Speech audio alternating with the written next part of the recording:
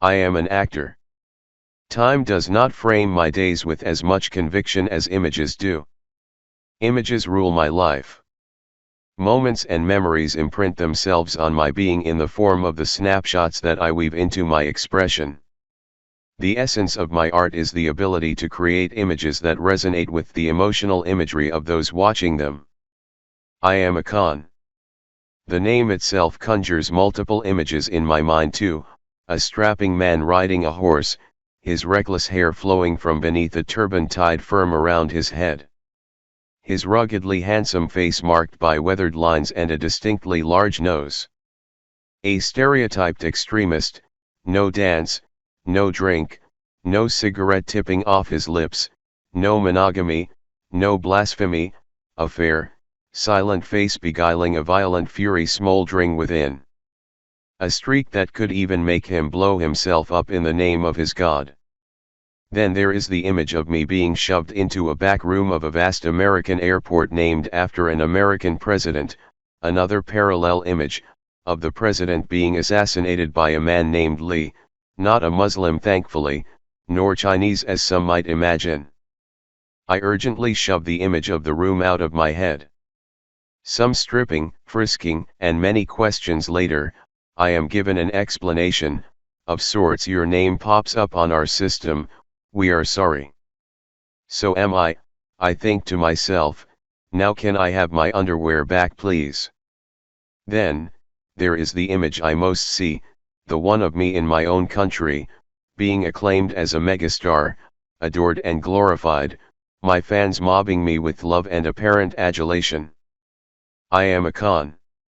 I could say I fit into each of these images. I could be a strapping 6 feet something, okay something minus, about 3 inches at least, though I don't know much about horse riding.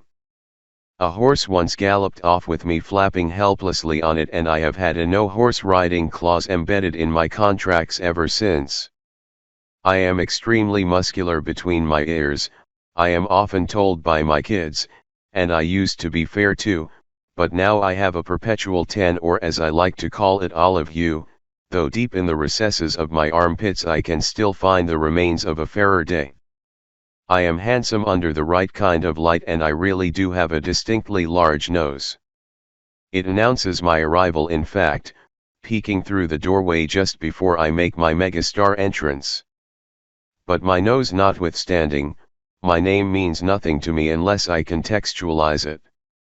Stereotyping and contextualizing is the way of the world we live in, a world in which definition has become central to security.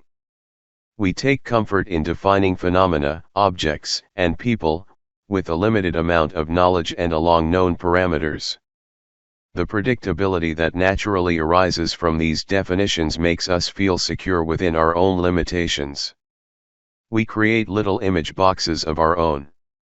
One such box has begun to draw its lid tighter and tighter at present. It is the box that contains an image of my religion in millions of minds. I encounter this tightening of definition every time moderation is required to be publicly expressed by the Muslim community in my country.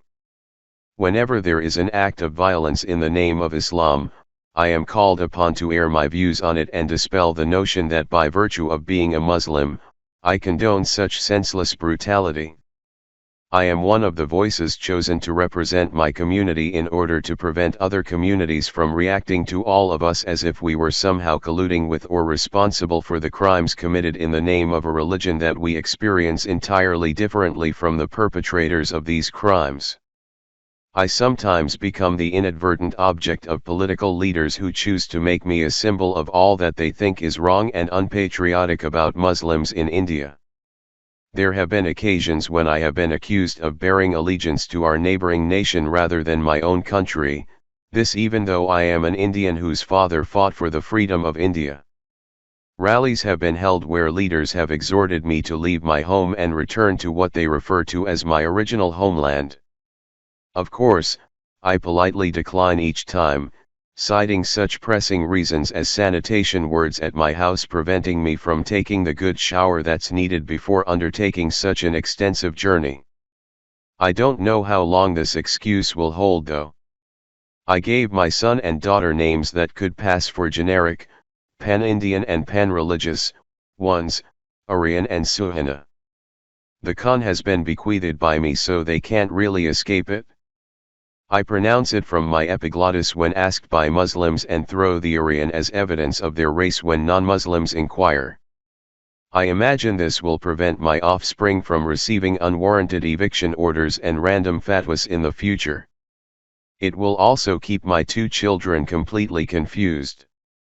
Sometimes, they ask me what religion they belong to and, like a good Hindi movie hero, I roll my eyes up to the sky and declare philosophically, "You are an Indian first and your religion is humanity," or sing them an old Hindi film ditty, "Tu Hindu Banega and a Musalman Banega, Insan ki aulad hai insan Banega," set to Gangnam Style. None of this informs them with any clarity, it just confounds them some more and makes them deeply wary of their father. In the land of the freed, where I have been invited on several occasions to be honored, I have bumped into ideas that put me in a particular context. I have had my fair share of airport delays, for instance. I became so sick of being mistaken for some crazed terrorist who coincidentally carries the same last name as mine that I made a film, subtly titled "My Name is Khan, and I Am Not a Terrorist," to prove a point. Ironically, I was interrogated at the airport for hours about my last name when I was going to present the film in America for the first time. I wonder, at times, whether the same treatment is given to everyone whose last name just happens to be McVeigh, as in Timothy. I don't intend to hurt any sentiments, but truth be told, the aggressor and taker of life follows his or her own mind. It has nothing to do with a name, a place, or his/her religion. It is a mind that has its discipline, its own distinction of right from wrong, and its own set of ideologies. In fact, one might say, it has its own religion. This religion has nothing to do with the ones that have existed for centuries and been taught in mosques or churches. The call of the azan or the words of the Pope have no bearing on this person's soul. His soul is driven by the devil. I, for one, refuse to be contextualized by the ignorance of his ilk. I am a Khan. I am neither 6 feet tall nor handsome, I am modest though, nor am I a Muslim who looks down on other religions. I have been taught my religion by my 6 foot tall, handsome Pathan Papa from Peshawar, where his proud family and mine still resides. He was a member of the no-violent Pathan movement called Khuda Kadamat Jr and a follower of both Gandhiji and Khan Abdul Ghaffar Khan, who was also known as the Frontier Gandhi. My first learning of Islam from him was to respect women and children and to uphold the dignity of every human being. I learned that the property and decency of others, their points of view, their beliefs, their philosophies, and their religions were due as much respect as my own and ought to be accepted with an open mind. I learned to believe in the power and benevolence of Allah, and to be gentle and kind to my fellow human beings, to give of myself to those less privileged than me, and to live a life full of happiness, joy, laughter, and fun without impinging on anybody else's freedom to live in the same way. So I am a Khan, but no stereotyped image is factored into my idea of who I am.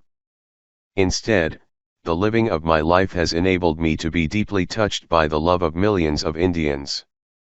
I have felt this love for the last 20 years regardless of the fact that my community is a minority within the population of India.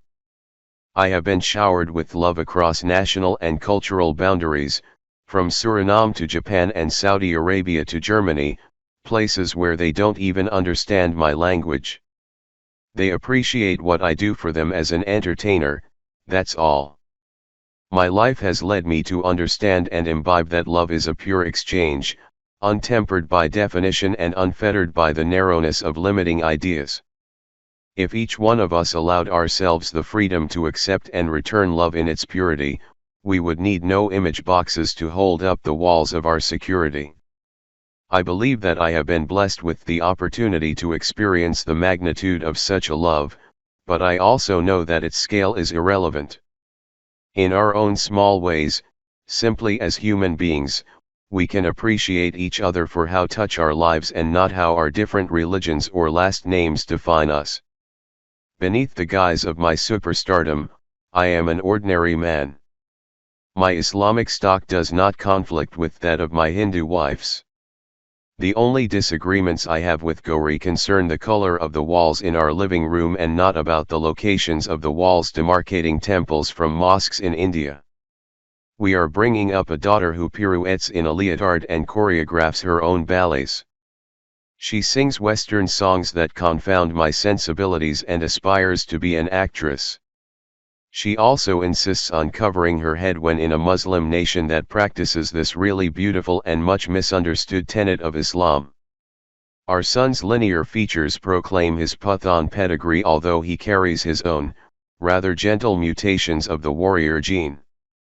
He spends all day either pushing people assy at rugby, kicking some butt at taekwondo, or eliminating unknown faces behind anonymous online gaming handles around the world with the Call of Duty video game. And yet, he firmly admonishes me for getting into a minor scuffle at the cricket stadium in Mumbai last year because some bigot make unsavory remarks about me being a Khan.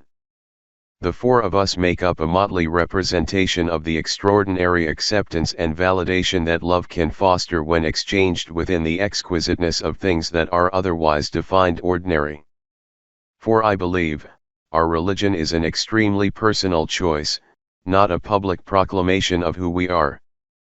It's as personal as the spectacles of my father who passed away some 20 years ago. Spectacles that I hold onto as my most prized and personal possession of his memories, teachings, and of being a proud Pathan. I have never compared those with my friends, who have similar possessions of their parents or grandparents. I have never said my father's spectacles are better than your mother's sari. So why should we have this comparison in the matter of religion, which is as personal and prized a belief as the memories of your elders? Why should not the love we share be the last word in defining us instead of the last name? It doesn't take a superstar to be able to give love, it just takes a heart, and as far as I know, there isn't a force on this earth that can deprive anyone of theirs. I am a Khan, and that's what it has meant being one, despite the stereotype images that surround me. To be a Khan has been to be loved and loved back, that the promise that virgins wait for me somewhere on the other side.